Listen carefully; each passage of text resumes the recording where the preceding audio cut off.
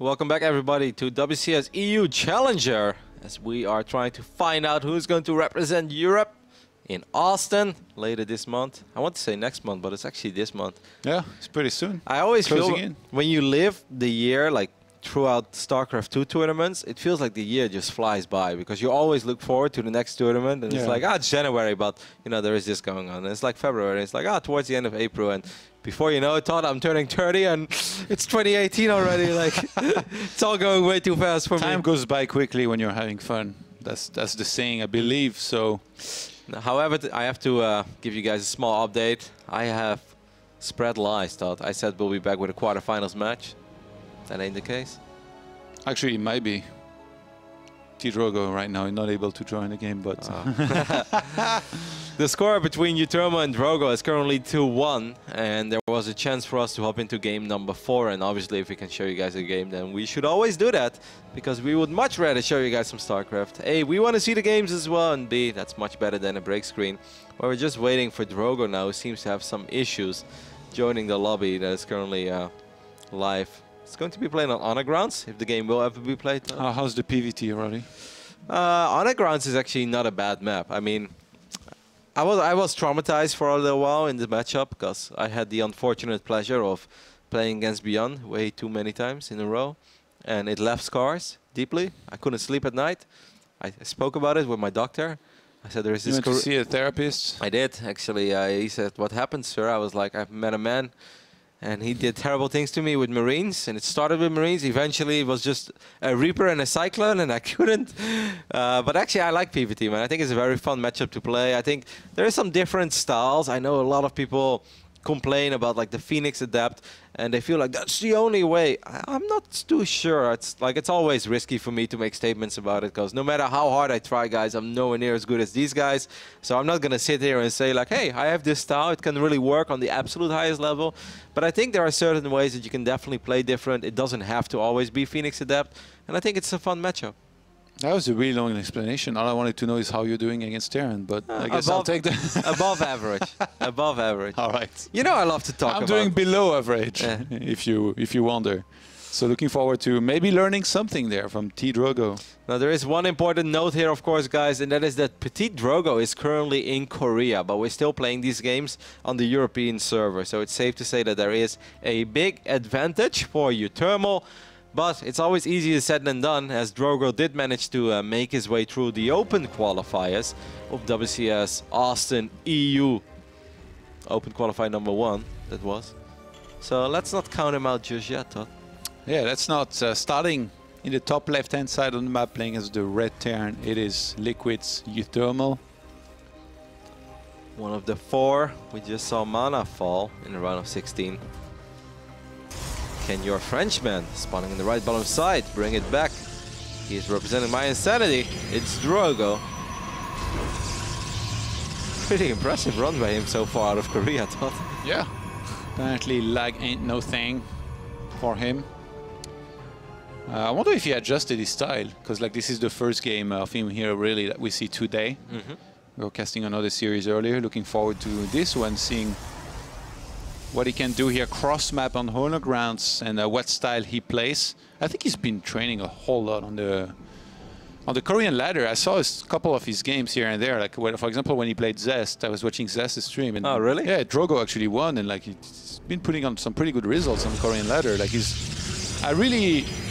I respect whoever goes over to Korea to train there, because it's so tough to actually be able to stay strong mentally and stuff. Like, you're going to be losing a lot of these games. And I know I lost my mind when that happened to him, and somebody like Drogo going there and training there. I'm definitely looking forward to seeing what he can come up with and how well he's playing. For a long time, Drogo was actually like one of the very, I would say, promising players that kept on rising and rising, and then he started changing a little bit more, where he would get very emotional and maybe too emotional, and he started posting less results. But as of late, I feel like he's trying to come back in that mindset of like, I'm just going to work hard and then beat people eventually with all my practice. No, I couldn't agree more. I definitely think he's a hard-working Protoss. It's a little bit of a meme, but if there's anybody out there that is always motivated, and you can truly see it as well when he goes to some of these offline events and he gets eliminated. There are some guys, you know, that it feels like it almost doesn't even bother them or that they expected it. Drogo never expects to be eliminated. He wants to go far. Yeah. He really puts the bar very highly for himself. And it's a little similar to Beyond in a way, right? When Beyond loses, it's almost hard to watch because you're just like, man, you know, like, I'm not even like super close with this guy, but I feel terrible. Like, you know, please. Like, oh, I hope he I don't know wins. if it's similar because Beyond, he looks really sad. Yeah, Even cries when he but loses. Drogo definitely, he has some temper for sure. Like, it means a lot to him. That's Yeah. all I'm going with it. He takes the game very serious, puts in a lot of hard work. We got a couple of results update actually. Okay. Nerdshow beat Denver 3-0, so he's gonna face Elaser. Bly and Harstem are 1-1. Showtime 3-0 DNS. TLO beat Namshar 3-0. Wow. Stefano is up 2-1 against Cyril. And if What? he wins, he will face TLO. Yeah. No. TLO 3-0'd Namshar as well. That's very impressive. I mean, think it's Stefano though. Yeah. 2-1 against Cyril. What? wow, those EVZs on the top side of the bracket. Your What? laugh. Yeah, that's crazy. Those results. Your laugh crazy to me. summarizes. Ilias, that's amazing. So we're just waiting, as you guys saw in the game. Drogo, I think, is waiting for Kalazur to finish the match, and maybe if Kalazur ends his game, then we're gonna have a little less lag. But we really wanted to do Utermo in the round of 8, or the quarterfinals anyway, because we only have one Terran in this tournament, guys. Out of the 16 players, there's only one Terran. So even if we wouldn't have been in this match, you know, we're still gonna wait because we want to show you guys at least some Terran action, because the ZVZ thought they'll come eventually. Yeah. They're almost an extinct species at this point, the Terrans, so you might as well get them while we can. Even though Utermo has been there before. Remember over in Shanghai, there were not many Terrans and he won the whole thing. Yep. Did you see the meme the other day that Optimus posted, where he took a look at the players that are participating in WCS EU Challenger, and he highlighted the fact there's only one Terran, and he used like the little dog with the fire around it. He's like, no, this is fine. Oh, yeah, I saw that, I think. This is totally fine. Yeah, the European Terrans having a tough time. They come and go in ways. I mean, you miss Torzay, you miss Bunny. Yeah, I mean, across Marine multiple Lord. regions, it's different too, right? Like, Yeah. I'm sure TY is not too disappointed in his race so far this year, is he now? Cheeky 300k in the bank. Actually, it's more than 300k by now, right? Yeah, yeah. All the other results. No, he's been having a couple deep runs as well, and GSL and stuff. He's been having a field day this year so far, Todd. He's gaining the ranks very quickly in those esports earnings that you love so much. Anyways, taking a look at this game, as Drogo is probe, made it into the main base of Utermo, and he sees there is a factory and a starport. That's always nice to see, even though you expect it. But there are some weird Terrans that every now and then still go 2 racks or 3 racks even, and you want to make sure you scout that. Yeah, when you play with a Stargate like this and go into Phoenixes, I think like the key is just the defense earlier on, and then you might want to need to be very aggressive yourself with the Adept and Phoenixes, because the more you wait, the worse the army becomes over time, it feels like, in terms of everything really. Upgrades against a lot of Widow Mines is going to be tough as well. When Liberators are going to be added on as well, they synergize better with the Marines than the Adepts will with the Phoenixes if they're able to set up before the fight actually takes place. Wow, look at Drogo going up to 3 bases, 3 minutes and 40 seconds. No Mothership Core, no Robo. All he has is a Gateway and a Stargate, Todd. It's hard to be any more greedy than Drogo currently is. And Utermo, we know that his micro can be fantastic from time to time. I mean, he's one of the very first Terrans that I saw pick up Marines while they were being focused by Oracles. Like back then, I was like, I'll never forget it. I was in this studio, I was casting a game of an IEM qualifier, Cactus Valley, and I was like, oh my god, I didn't even know that was possible. That's crazy. I've been playing that build, copying stats a little bit, and the biggest challenge usually when you go for that is to be ready for the first Widow Mine drop, especially if you skip Mothership Core. But in this case, Utermo, it looks like he wants to drop 7 Marines across the map instead of going for any sort of Widow Mine drop, which kind of surprises me. He kept the Widow Mines at home to be extra safe against any kind of Oracle that could fly in there. The Marines, I mean, they can be dangerous, right? But if you're PtitDrogo there, you've got a 3rd Phoenix about to finish. Warp gate about to finish, so there's going to be a third that warped in. I don't think you should take any damage, especially like 7 Marines. It's not like, you know, they're going to fly in and kill everything super fast without Steam Pack. No, you still want to be very careful with your Phoenixes, of course. As Drogo paused one more time, as you guys can see. He's actually lagging now as well. This is one of the reasons why I didn't pick this game in the round of 16, because I was afraid this was going to happen. For people who just missed it, Drogo's currently in South Korea. Obviously, this is a European tournament, so these games will always be played on the European server. He knew that very well before he signed up and went through the qualifiers. Nothing we can do about it. Hopefully, it's going to be a little bit better for him soon. There's always going to be some lag, and hopefully that's all that he has to worry about, and no crazy spikes whatsoever. Blind Harstem is 1-1. That's actually a cool series as well. Like, obviously, looking back at it, we should have maybe gone with Bly Harstem.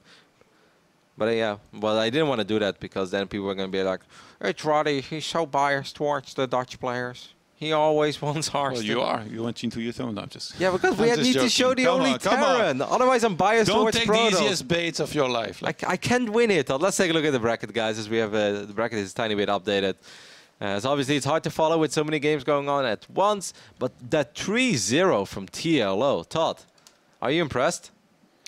Yeah. I mean, TLO has always been vocal about how he likes Smear and TvZ, so it's not too surprising. But I'm sure he's supposed to be doing really good right now on the ladder and all that. So I guess Dr. Dario's preparation, his meditation in the morning, his strict diets, is paying off. I've heard some of the Zergs in the European scene in the past say that Nemchar TvZ can be a little predictable and you kind of know what he's going to do, and he plays a little risky, but I'm still very impressed with that 3-0 victory. Yeah, Showtime 3-0ing DNS. Some people might say like that's not a surprise at all, but still very impressive, I think. The game, however, has continued. Drogo said this is going to be a giant meme because my internet is not getting any better. Well, let's just go ahead and jump into this PvT as Utermal is dropping his Marines on the other side of the map. And even though it's only 7 Marines, Todd, if you have terrible internet, 7 Marines can be a nightmare to deal with. Yeah, you want to be able to micro these Phoenixes well enough that you don't start losing them to just a couple of Marines. Let's see, the first one's going to get targeted. PtitDrogo doesn't even pull it back here, and he's going to lose 1 Phoenix to kill just a couple of Marines here. That is not good. Behind this, we got Uthermal actually producing a tank here, even though he saw the very quick third base. So maybe an old-school, typical Uthermal tank Marine and Liberator build. He's actually on the other side of the map now with 3 Widow mines in that medevac as well. The mines that you mentioned, Johan, that he left behind at first. Drogo is going to have a pretty tough time, I think, dealing with this, because if you take a look at the main, guys, there's no Robo, there is no Forge, there is nothing. If these mines make their way into a good position, it is all over for Drogo. There's very little you can do about it. The only thing the gates are a little bit late for Drogo, by the way. So his ground army is going to be lacking a little bit. This is not a fight he can take. Now the Liberator is going to show up as well. Scan is being thrown down. Drogo's money is starting to go up a little bit high once again. He is suffering from some internet issues, and there's a very good chance that this could be the end, Todd, with these mines as well. If the mines get the connections that they are looking for, Drogo does manage to pick up 2 of them. Actually, only where's the overcharge? He has no mothership core. Just now he's building it. I thought he had made it somewhere in there. He definitely forgot about this. Overmade probes here. Didn't see the attack coming, and now Drogo is going to be in a bit of trouble. There is no Oracle either to reveal that Widowmine. He might have to evacuate the third base there, which almost equals losing the game. Yeah, exactly, because if you have no Robo, there is no way that you want to give up this base. That's the one thing that Drogo had going for himself. He was ahead by 9-10 workers. He's going to have to fly atop of this. Look at the Phoenixes, they're so clumped that one mine connects with all 4 of them.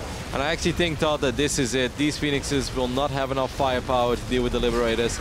The Mothership Core falls, and this Nexus is going to fall as well. GG, the only Terran in the tournament, will advance towards the quarterfinals, where we thought he might be going up against Snoot, but Snoot is having his hands full with Guru. Yeah, it's 1-1 currently. That's on ML stream if you guys want to check that out. They just started third map. So we kind of have a difficult situation ahead of us right now, Johan. Like, we can either stick to what our plan was, and that's show Uthermal in the quarterfinals, but that means we're going to have to wait quite some time. Or we could go with a different quarterfinal, if that would make you happy. I'm putting Do I look like a patient guy? Like, we're going to be joining even like some more round of 16, I think, before that, because there's not many matches ready. It's only Laser and Nurture, I think, right now ready for the quarterfinals. I'll contact the admin real quick and see what we can do. But yeah, there's no sense in just sitting here waiting for 10-15 minutes, since even if Snoot wins his map right now, he's only going to be up 2-1. Yeah. There's going to be more. Well, that's an old school layout. Miles the Nurture actually started. That's on ESL or TV PL Poland. I like that overlay thought. Brings me back of the NASL days. Alrighty, so I think for the best thing for us to do right now, guys, is we're going to have to do a very small break once again. And after that, as soon as we have a game, we'll come back. And obviously the dream for us is to show you guys thermal pieces versus either Snoot or Guru. Stay tuned, we'll be right back.